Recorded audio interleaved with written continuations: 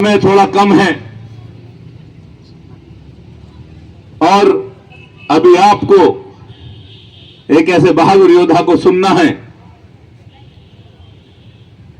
जो फतेहपुर से चलकर आपके बीच में बैठे हैं। मैं आपको बता देना चाहता हूं उनके बारे में।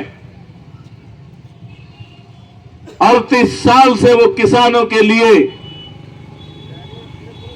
हर प्रदेश में, पूरे देश के अंदर जहां भी किसान की आवाज को दबाने का काम किया जाता है, कुचलने का काम किया जाता है, ठाकुर राजेश सिंह चौहान वहां की धरती पर बिना बुलावे के पहुंच जाते हैं और निस्वार्थ किसानों के ऐसे नेता हैं जिन्होंने सैकड़ों आंदोलन किसानों के लिए जीतकर किसानों की स्वतंत्रता का रास्ता खोलने का काम किया है। साथियों, मैं आपको यह भी बता देना चाहता हूं कि आप ऐसे लोगों पर भी निगाह रखिएगा।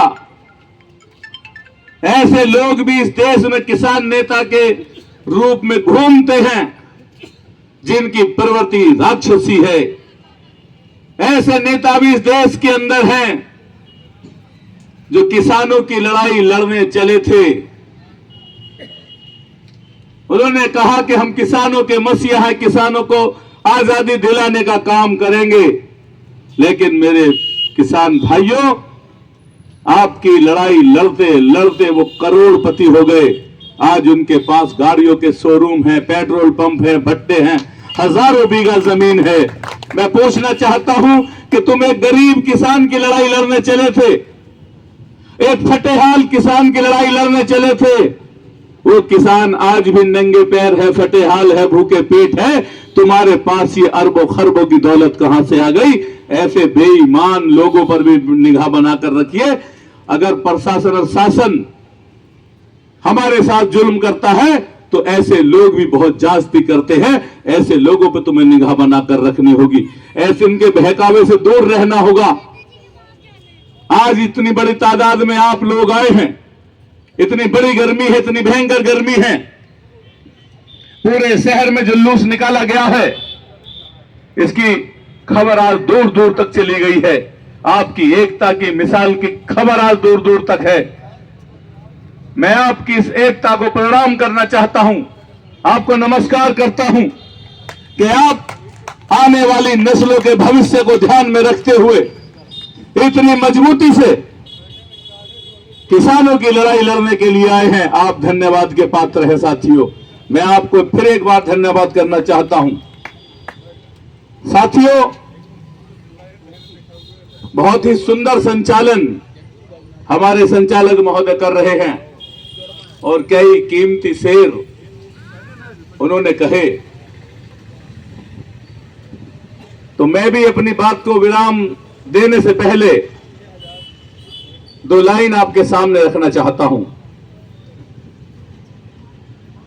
दराती की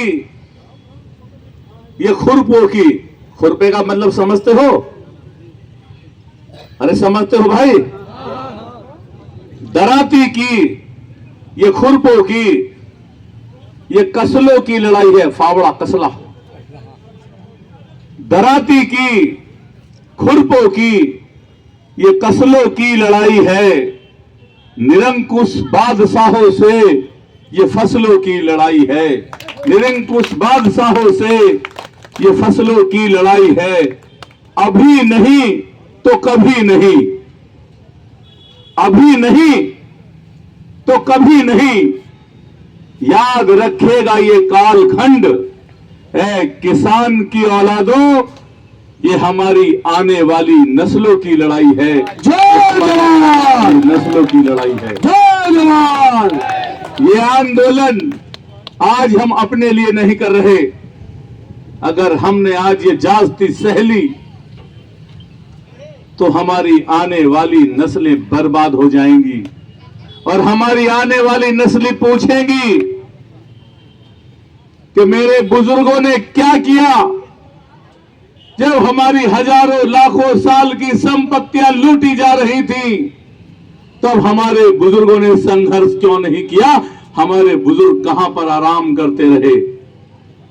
अगर साथियों हम संघर्ष करेंगे, अनूपपुर का संघर्ष यहां पर हुआ, इस मध्य प्रदेश के अंदर आधा दर्जन जेलें हमने काटी हैं, आधा दर्जन जेलों में हम रहे हैं। और जो योद्धा जमीन पर आपके सामने बैठे हैं, इन्होंने एक एक महीने तक इस मध्य प्रदेश की भूमि पर रहकर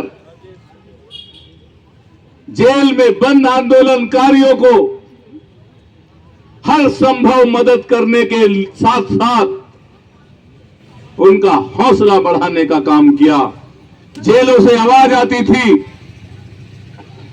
जेलों से नारे निकलते थे, ये जमीन हमारी आपकी नहीं किसी के बाप की, ये जमीन हमारी आपकी नहीं किसी के बाप की। ऐसे नारों से जेल की दीवारें हिला करती थी, कांप जाया करती थी।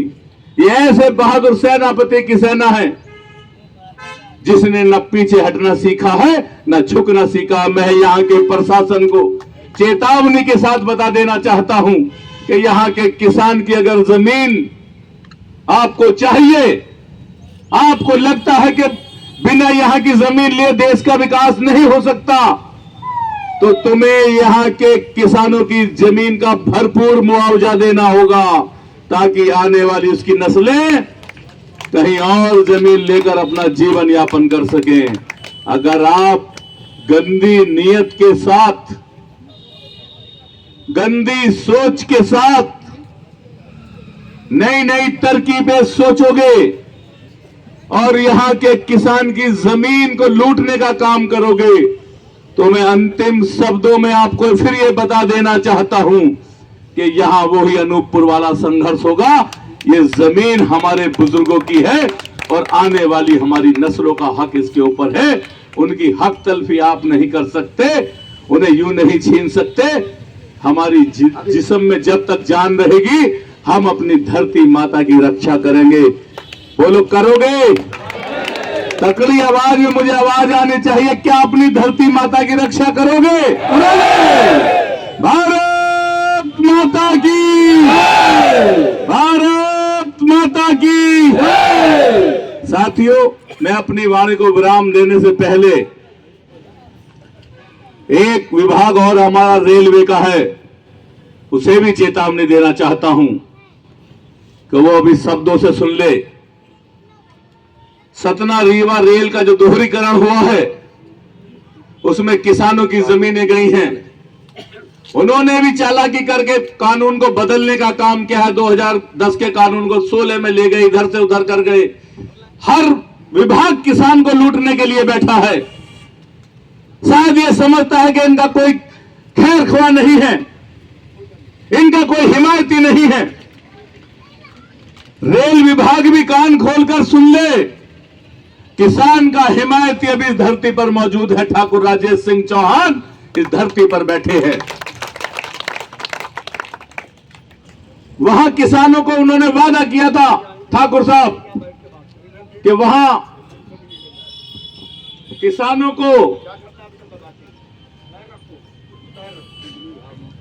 किसानों को नौकरी दी जाएगी, लेकिन न जाने किस तरह से वो भी किसानों को गुमराह कर रहे हैं।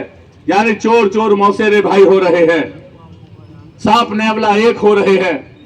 कान खोलकर सुन ले, अगला बड़ा आंदोलन सतना में रेल के लिए होगा, जो दोहरीकरण में किसानों के साथ छल किया गया है, उसके लिए होगा।